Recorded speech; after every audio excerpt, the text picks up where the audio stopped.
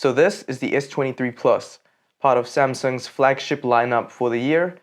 And as you can already tell by the chip on my screen protector and on my case, I've used this phone a lot. In fact, it's been my daily driver for the last 6 months. So let's talk about my experience with it.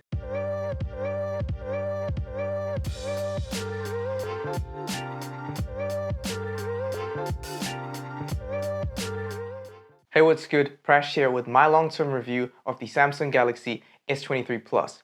And to start us off, I want to get straight into the design. Now, I appreciate the direction Samsung took with the S23 Plus. It has a minimalist vibe all around with a brilliant form factor. I do like how the camera lenses float in space, and while the overall design may seem a tad bit boring, I normally have a case on anyway, so it's not a huge issue for me. Now, with a screen size of 6.7 inches with very small bezels all around, it's pretty much screen to screen, and I really like the form factor here. I think anything bigger is honestly a little bit silly. Now, turning this phone around, I will say that this so-called green color was honestly Samsung's biggest troll of this year. It genuinely looked better in the photos, and in person, it just feels like I've been catfished by a gray phone pretending to have the look of a green one. Now, let's talk about the performance of this device. And quite honestly, there really isn't much to actually complain about here. The Snapdragon 8 Gen 2 paired with 8 gigs of RAM really makes light work out of everything you do. No issues here when playing a bunch of different games or juggling different apps in the background. Really, whatever you're doing is not going to slow this thing down at all. You get all of this on the dynamic AMOLED 120Hz HDR10 Plus display. The best in its class, really. Great viewing angles and plenty of brightness on tap for outdoor visibility.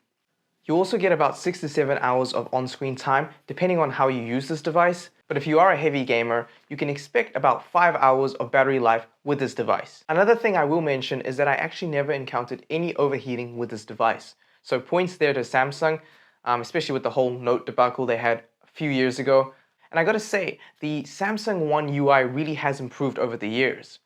It really has come a long way and definitely feels less bloated. And don't get me wrong, there was a time where Samsung phones, even their flagships, came preloaded with a bunch of random bloatware that you just didn't need. And it was genuinely awful. So I'm glad that this isn't entirely the case anymore. Alright, so let's finish up by visiting the camera department. Now the setup here is pretty standard. You get a 50 megapixel primary wide-angle sensor, a 10 megapixel telephoto, and a 12 megapixel ultrawide with a 12 megapixel wide selfie cam.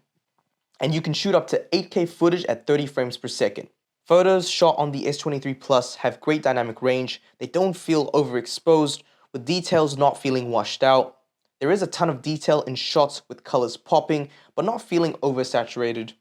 Nighttime photography is great, with a decent amount of detail being retained and photos coming out bright but not too noisy.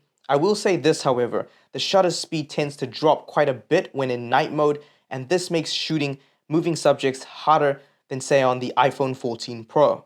Video is also great. This is a 4K video shot at 30 frames per second and honestly is pretty well stabilized. I do love the software stabilization that Samsung has integrated with their newer flagship devices. It really does work great. The selfie cam works great and the wide-angled sensor is great for cramming more in the shot. Alright, so what are my final thoughts on the S23 Plus? Well, I gotta say, right off the bat, I genuinely enjoyed using the S23 Plus as my daily driver for the last 6 months. I mean, I've shot a lot of photos on it, a lot of video. Much of the B-roll footage that you see on my YouTube channel was shot on the S23 Plus, and it's honestly just been a reliable workhorse for me in that regard. I love that this phone has retained its snappiness over the last 6 months. I mean, it just hasn't skipped a beat at all.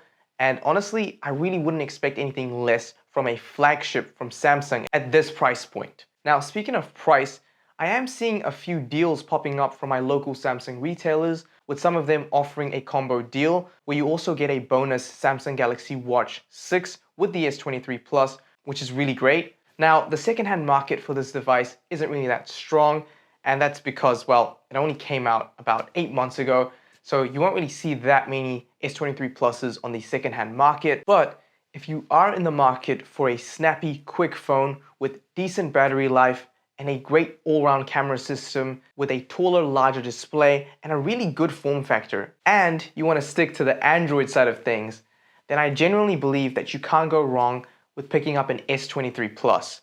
I'm very happy with my purchase, and I think you will be too. Alright, so it looks like we're out of time. I hope you enjoyed this review. Please remember to like and subscribe, and honestly, comment below what you think about the S23 Plus. I really want to hear your thoughts on it, and yeah, I'll catch you in the next one.